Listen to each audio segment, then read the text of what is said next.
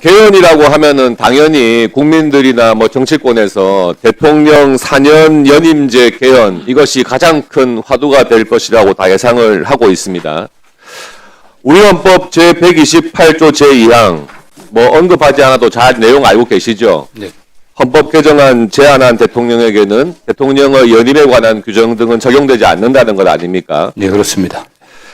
이런 정부에서 개헌을 추진할 경우에 개헌안을 마련하는 데 있어서 법무부는 어떤 역할을 하게 됩니까?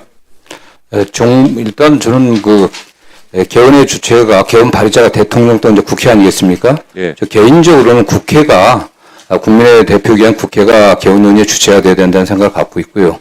다만 정부 안에서 혹시 대통령이 주관하여 발의를 하게 된다고 하면 당연히 법무부가 주관 부서가 돼갖고 개헌안을 만들어야 될 것을 보고 있습니다. 네. 그럼 아직까지 법무부에서 개헌 관련된 검토나 작업은 하고 있지 않습니까? 네, 그렇습니다. 네. 예. 지난번 법제처에 대한 국정감사에서요, 법제처장님께서 이 헌법 제128조 제2항에 대해서 개헌을 할 경우에 국민의 결단 운운하시면서 마치 이재명 대통령의 연임도 가능한 개헌 이런 걸 언급을 하셨어요. 이에 대해서 주무부처 장관인 법무부 장관 입장은 어떻습니까? 예, 헌법을 고친다고 하더라도 개헌에 있어서 주권자인 국민의 결단이 물론 최종적인 의견이겠지만 그것도 한계가 있다는 얘기가 내재적 한계가 있다고 생각을 합니다. 그런 의미에서 헌법 128조에 관련해서도 또 통상적으로는 뭐 재임 중 대통령이 적용하지 않는다고 해석하는 게 좀 맞다고 생각합니다. 네. 그렇죠. 네. 정부에서 개헌안을 만들든 국회에서 만들든 그 개헌안이 제안할 당시의 대통령, 이번 정부라고 하면 이재명 대통령에게는 적용되지 않는 것이죠. 그게 뭐 통상적인 해석입니다. 네. 또 한 가지 법제처장께서 말씀하신 것 중에 좀 짚고 넘어가야 될 부분이 있습니다. 이재명 대통령에 대해서 지금 중단되어 있지만 5개의 재판, 12개의 혐의, 이재명 대통령 엄연히 피고인이죠. 근데 이게 전부 무죄다. 이렇게 말씀하셔서 법제처장께서 법무부 장관의 입장은 어떻습니까? 뭐 법제처장이 조금 전에 답변하신 것처럼 뭐 개인적 견해였던 것 같습니다. 저희 역시 정부에 들어오기 전에 또 정당 소속 국회의원으로서는 늘 비슷한 주장을 해왔습니다. 다만 이게 법원에서 헌법 84조에 의해 갖고서 중단시킨 거기 때문에 저는 법원의 의견을 존중해야 된다고 생각합니다. 네. 12개 혐의가 무죄라고 생각하지는 않습니까? 뭐 제가 그거에 관련해 갖고 현재 법무부 장관이 개인적 견해를 말씀드리는 것은 적절치 않아 보입니다. 네. 법제처장님. 예. 이재명 대통령에 대한 5개 재판, 12개 혐의 모두 무죄라는 입장 그대로입니까? 제 개인적인 입장을 이게 국감장에서 얘기하는 건 적절치 않다는 지적을 수용한다고 아까 그러면 개인적인 입장으로서는 12개 혐의가 모두 무죄라고 생각하시고 있다 이런 것으로 제가 생각을 하고요. 그러면은 이재명 대통령이 12개가 다 무죄라서 참 억울한 피고인인데 그럼 법제처장으로서 빨리 재판 속개해가지고 이 억울한 누명을 풀어줍시다 이렇게 해야 되는 거 아닙니까? 헌법의 취지에 반한다고 생각합니다. 헌법 취지에 어떤 게 반하죠? 헌법 84조에서 대통령 취임 후에 기소뿐만 아니라 기존에 제기됐던 공소의 진행도 중지돼야 된다는 그 부분을 말씀드리는 것입니다.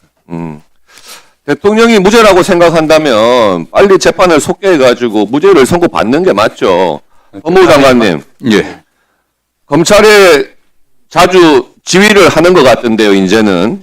대통령에 대한 재판 재개 법원에 신청하도록 검찰에 지휘하실 용의 없으십니까?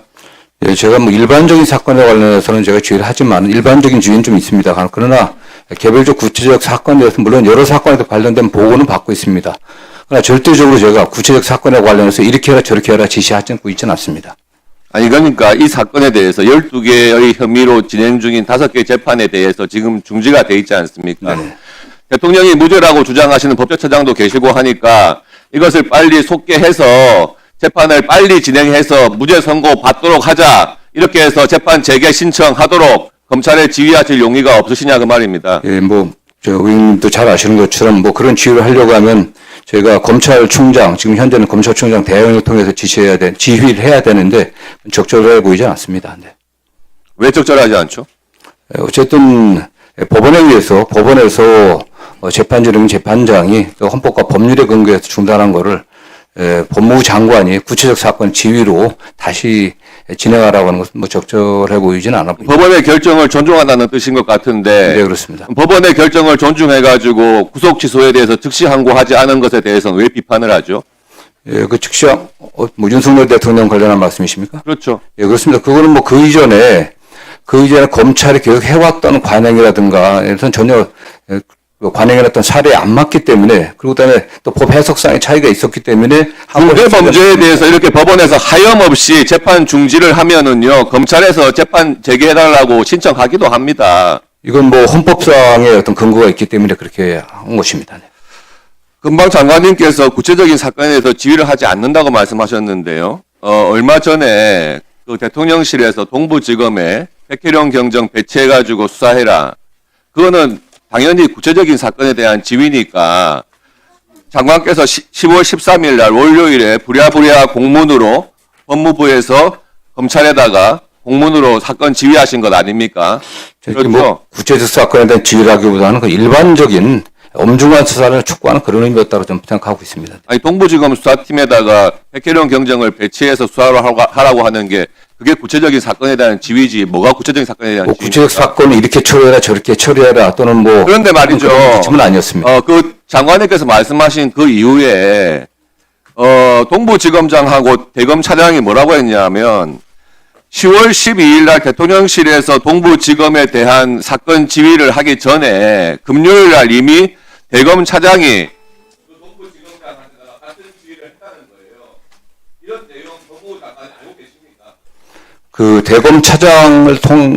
대검차장이 동부지검에 대해서 어떻게 지휘했는지는 잘 모르겠습니다. 다만 저는 대통령 말씀하시기 전에 그러한 취지의 말씀이 있을 것 같다고 하는 하시고 스스로 반성을 하지 못하니까 우리 후배 조선 위원